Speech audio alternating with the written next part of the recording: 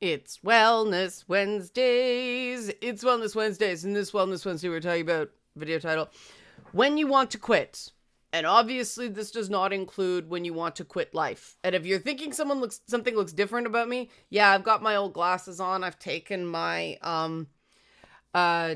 new ones, my current ones, in to get some scratches fixed. Apparently, they're under warranty. We'll see.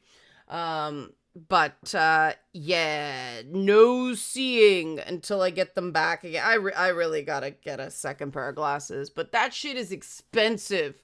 Let's do the help support this channel. Yeah, this has been an expensive spring. Help support this channel. Become a monthly patron, patreon.com/LeannaK. Or buy a one-time Leanna Care session for someone who can use it but can't afford it, coffee.com/LeannaK. And the expense is part of the reason I'm talking about this topic now, because things are getting tough. If you don't have a job hunting sucks. If you do have a job, you're probably being asked to do more and more without raises or even credit. And, you know, it can be very understandable to go, fuck this, I'm done. And I want to distinguish that from, the feeling that you want to quit life. That, please, if you do have those feelings, call your local crisis line. It's a crapshoot.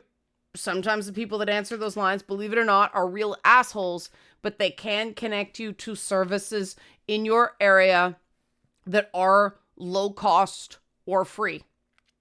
I do offer free services, but I've had some issues lately with people filling out the form, monopolizing my time in emails, and then getting accusatory because I am not writing verbosely enough for their liking in emails when the email is just supposed to be booking an appointment. And it's made me just want to go, fuck this, right? It's made me not want to take on new people for a while. Now I've come out of that. So if you need somebody to talk to strategize or figure out what you want to do, or, stuff that doesn't involve suicidal ideations or self-harm, please sign up. I would love to work with you on that. But yeah, I'm finding more and more people, money is just not going as far as it used to. And that can feel bad. Thank you, by the way, to everybody who donated sessions last week. Goal was made in record time. I really appreciate that, because there are people that do very much appreciate it and do need the subsidized services and are benefiting from it. And those are the people I focus on when, I get somebody who is not as cool and decides to make me an easy target for other things that are going on in their lives. Speaking of which, the YouTube stuff, YouTube is this really irritating balancing act of, in order to get views, you have to say things that are more contentious or take on more contentious topics. And that brings baggage and abuse with it. And I have been weighing changing some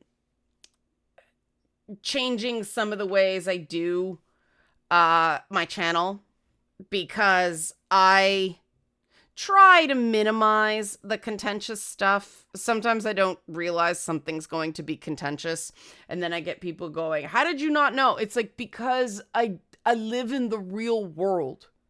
I am not in men's rights forums, right? The sensitivities there are not understandable to people that don't spend a lot of time there, because they are echo chambers.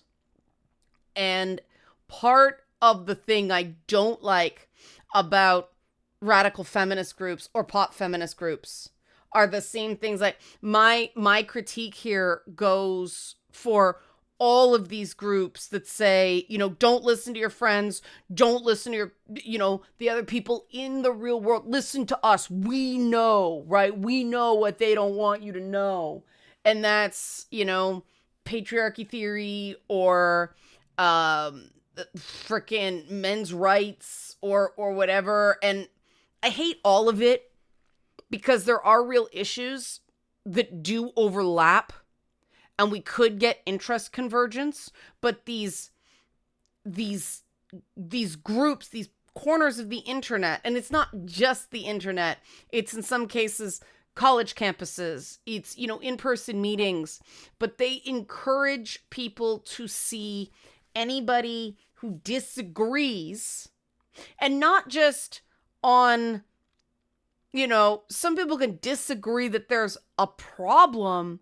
They just don't agree with attacking other people over it, or they don't agree that the solution is to just say, shove women back into the kitchen so the men can get their jobs back. I'm not saying anybody who commented here said that. I'm not. I'm using, and that's the thing, right? There's this idea that once you go, yeah, okay, I see that there's an issue here. You can't buy in a little. You have to do everything or you're out of the group. And that is leading to a lot of fear. It's leading to a lot of anxiety. It's leading people to not want to even try. It's leaving a lot of people feeling absolutely defeated. I keep hearing, their trust was broken. They're despairing. They don't know how to get it back. And based on some of the shit, like the mind reading people do, like I was really hesitant to get into men's issues because one, I don't feel like it's my place. I was convinced otherwise. I still believe other people were right and I was wrong. But there is this abuse you take for speaking about this stuff while female and trying to be balanced and trying to present the data and not just do the grifter thing of, yeah, guys, it's all those bitches' fault. I'm a woman, so I can say it. Like, no, that's not, the system is rigged. It's against you.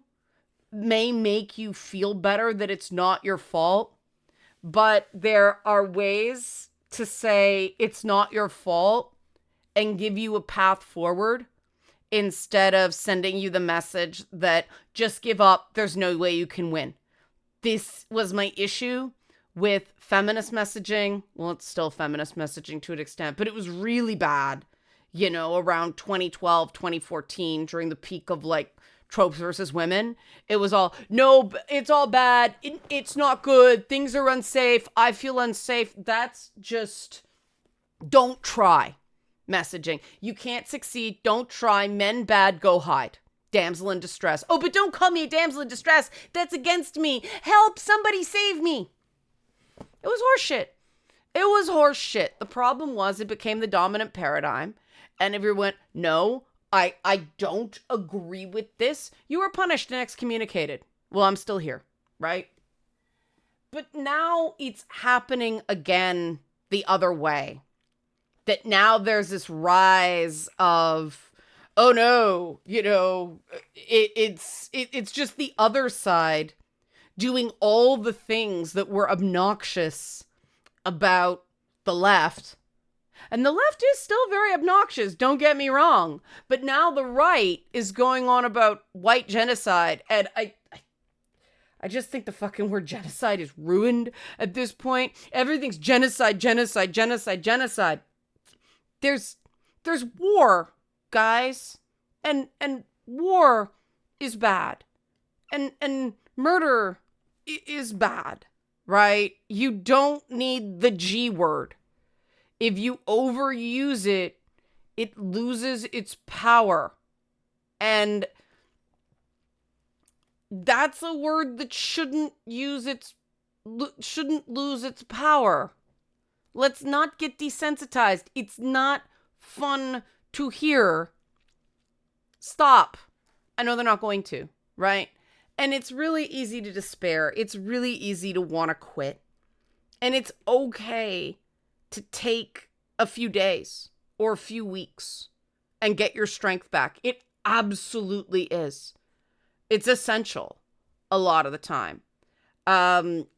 But giving up totally, the best advice I was given is give yourself 2 weeks before you make any decisions, because despair is real and exhaustion is real.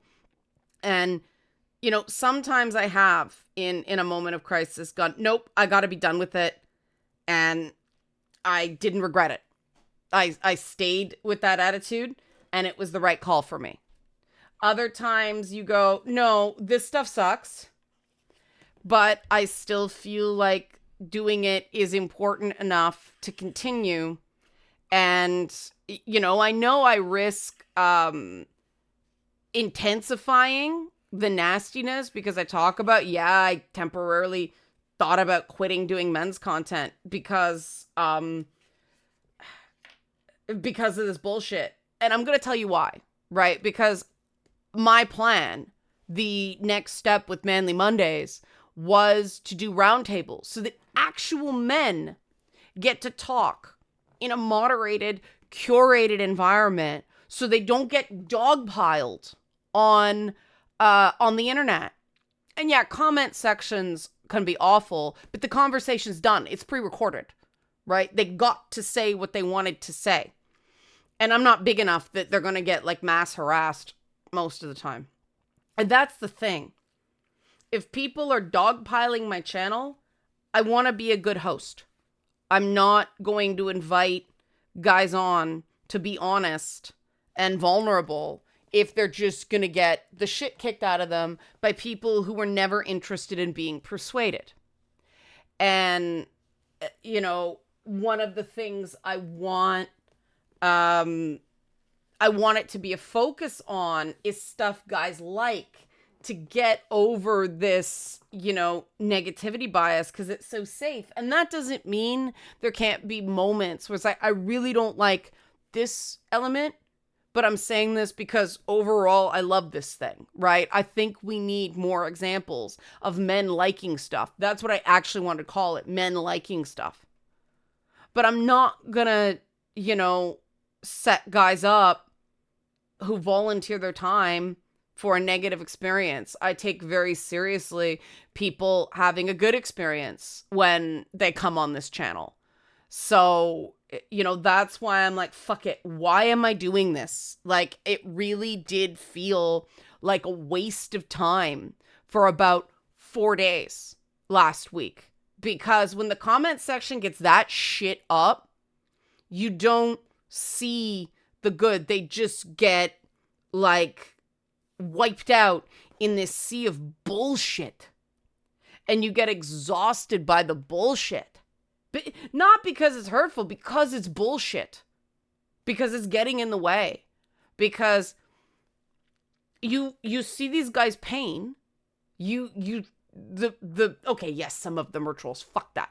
But the guys who aren't, you know, the guys who aren't trolling, the guys who don't have bad faith, and who are just hurting and maybe aren't expressing themselves well, maybe they have some funny opinions.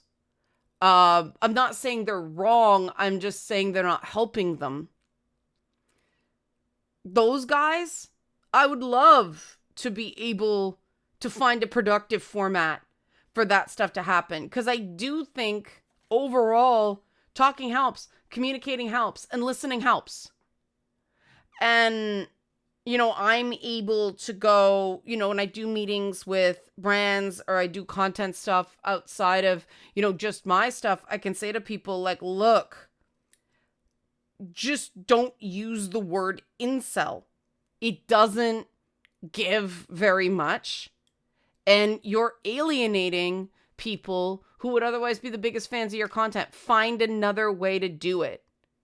You know, I don't think that centering bad men is terribly interesting as is. I mean, We'll see.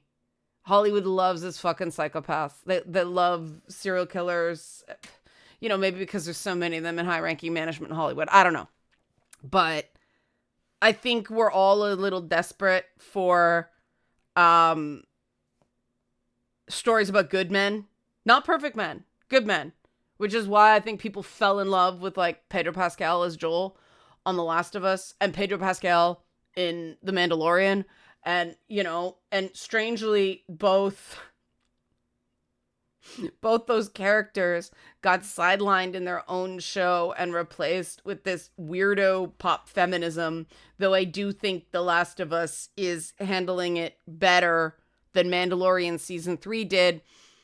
Now, that just might be because I played the game. I have never felt so abused by a video game in my life, and I played Sekiro. Before that was the game that I was just like, fuck, this game actively hates me. The people who made this game hate me, like, way more than Bloodborne. Way more. Bloodborne, I go back, fucking cakewalk now compared to Sekiro. And I did not feel that way when I played Elden Ring, because there's more space to move, right? There's more alternative pathways to take. But Sekiro, I was just like, fuck. I'm itching to play that game again. Maybe that says something. But yeah, I have never felt so abused by a video game in my life. In the forcing me to feel bad, felt bullied by the game. No, I don't choose to do this. The game makes me do this and go, you're such a bad person for doing this. Well, you fucking forced me to, game. Like, fuck off. I reject your premise. And so it's really interesting to see people just having the exact same reaction, if not worse, and they're still finding a way to blame gamers for that. And I'm like, gets popcorn, because they have all the same complaints, but they're still doing the identity-based attacks, and that's not cool, and we need to do something about that. But it can feel very hopeless when 11 years in, this shit is still happening, and it's not fair. It isn't fair. It's not. It's not fair, the public comments that are being made about people with autism right now, or autistic people, as many prefer to be called. It's not fair how they are attacking, you know, immigrants. And, you know, this idea that, oh, I won't tangent into some of the argument. Shit's fucked. Shit's fucked. None of it's based on logic. Everything is just feelings barf. And we're just gotta do our best. So how do we do that? It really is a question of having people that it's not their responsibility to pull you out of a pit of despair, but they can give you some perspective on it. Now, I mean, keep in mind that if you're taking out your despair on them, they're not going to want to be around you forever. That's a year of trauma therapy. Figuring out how to do that. Because, yeah, you don't mean to. You don't mean to have that outburst. You don't mean to lash out. And for me, it was literally a learning how to go, oh, okay, I feel bad. I'm going to stop. And, hi, Midna. And it's okay to feel bad. I'm not going to do anything until I feel like it's not just going to be a primal scream, you know, internally screaming externally. And it's possible to feel bad and still be in control of what you say and what you do. And going slow and being self-aware enough and having the things like what they do is about them. Their behavior is not my fault. What I do is on me. We all make mistakes. And, you know, it's an ongoing journey to be gentle with ourselves. We make mistakes. But a lot of what I do with clients lately is a lot of, okay, you got criticized. Somebody said what you did wasn't good enough. But let's look at what you actually did, because I think it's actually a lot. You know, some of the things that clients tell me they did, and like they got shit on at work. And it's like, oh my God, you had so little time and you produced so much. Let's remove the external expectation and let's really look at what you did. And just making the effort count, you see the weight lift some on these people. And that's why I do what I do, right? It's not for the shitty people who are just trying to ruin things. And I get the burn it all down ethic. It's, well, we'll burn it all down so something better can rise. That's not actually how it works historically. What tends to happen is you burn it all down. You know, the French Revolution burned it all down. Freedom, liberty, fraternity, right? You ended up with fucking Napoleon. Happened again. Burn it all down. Well, you ended up with the current U.S. government, the current Israeli government. And I choose those words very carefully because we live in an age where a bunch of Americans are screaming about Israel when look at your own government. Look at what your own government is doing. Signed fucking Canada, man. Priorities. Freak out. I don't care how much people scream at me about that now. I am beyond hurting about that. Because there's a shining example of I want the killing to stop around the world. That includes Congo. That includes Sudan. That includes Ukraine. That includes Somalia. That includes the freaking slaughter of the Druze by the current Syrian government.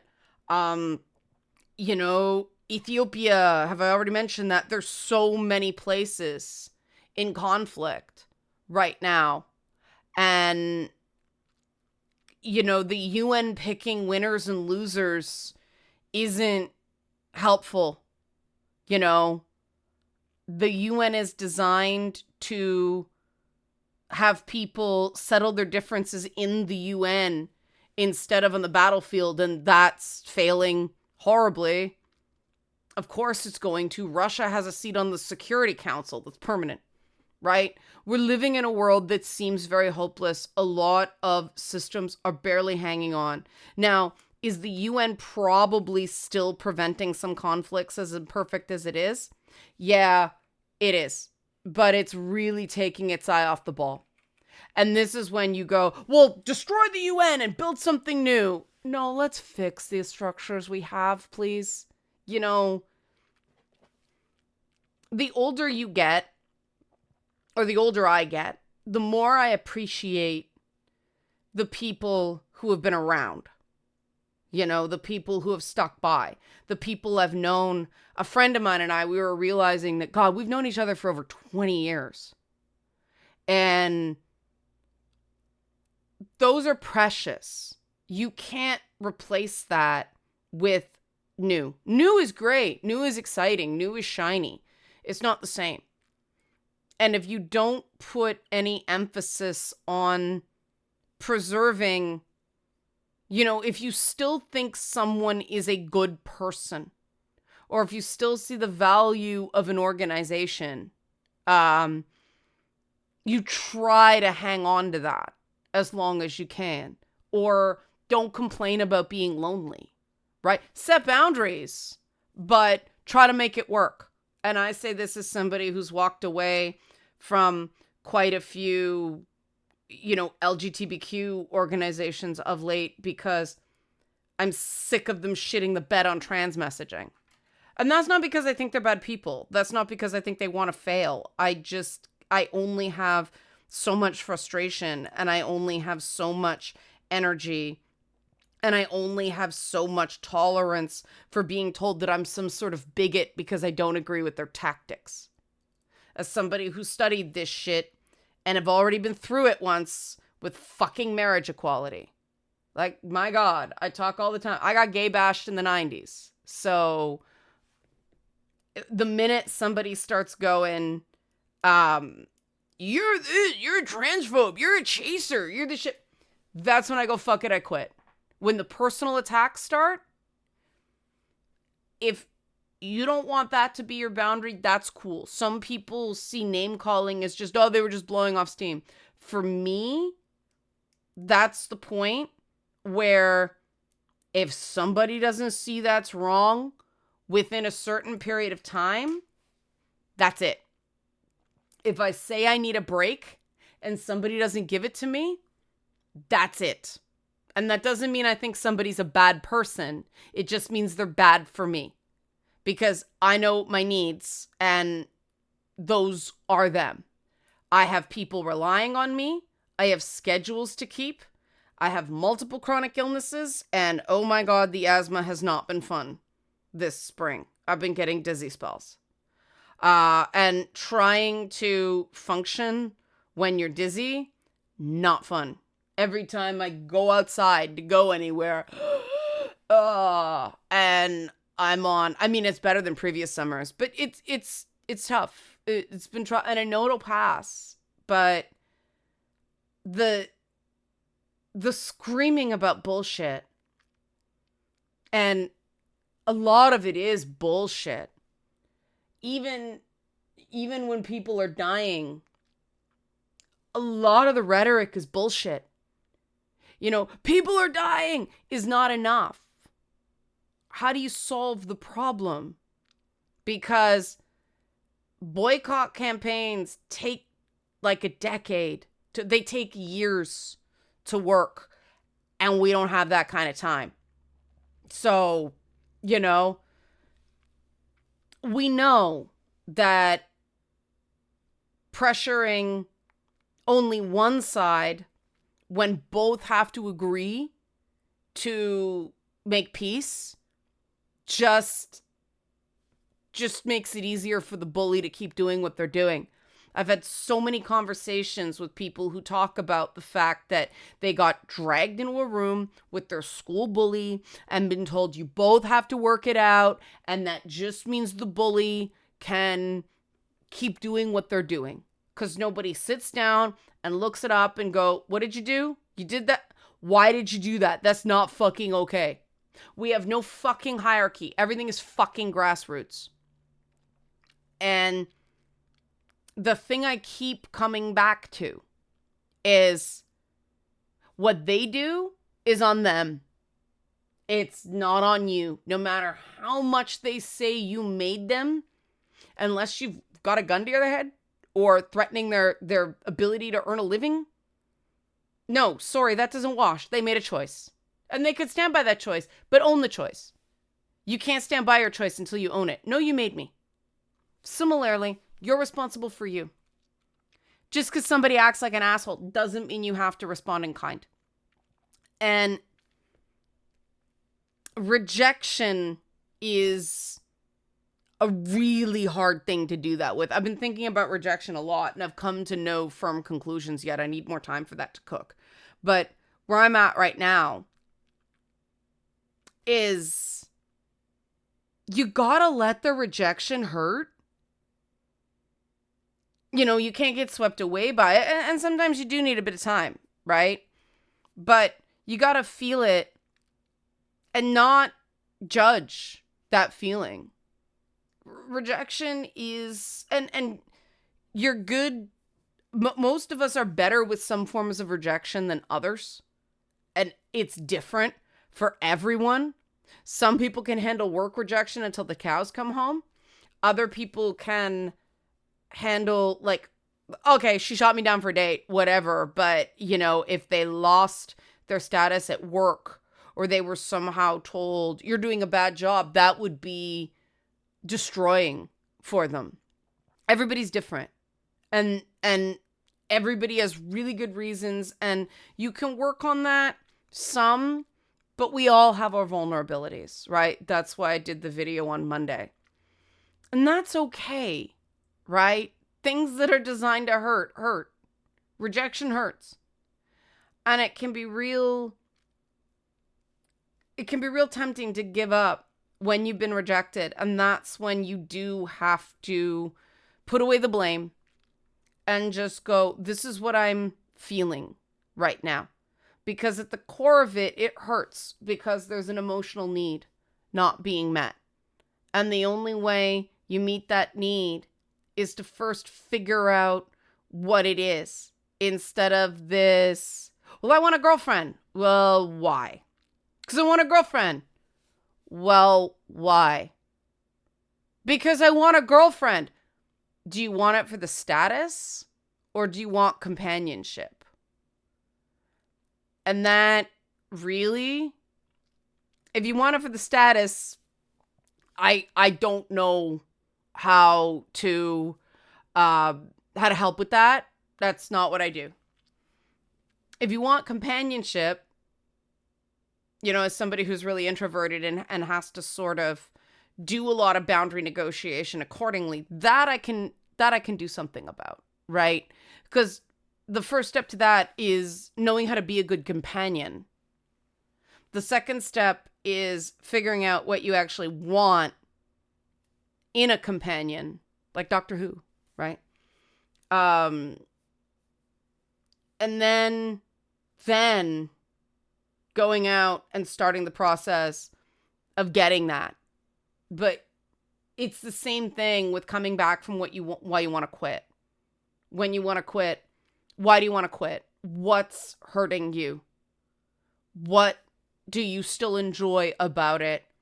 Is there a way of reducing the hurt and still doing the parts you find enjoyable about it? And that's the process I'm in right now. I don't know. Men's content is just like, the thing is, it's finally starting to see traction. I'm seeing other people talking about it. It's really flawed though. And again, please, if you're reading content that makes you feel like I'm never going to be accepted because I'm a man, please stop doing that. Things like, you know, it's funny because we used to do studies where if women were asked about their gender, asked to think about their gender before they did a math or science test, women performed less well. Because, oh, I'm not good at this. This isn't made for people like me. We don't think about the fact that now men are filling out these job applications where they're being asked to think about gender and race and all that stuff. So white guys are going, fuck it, I don't have a chance. It's the exact same thing because humans are humans, right? People don't come into these things as blank slates.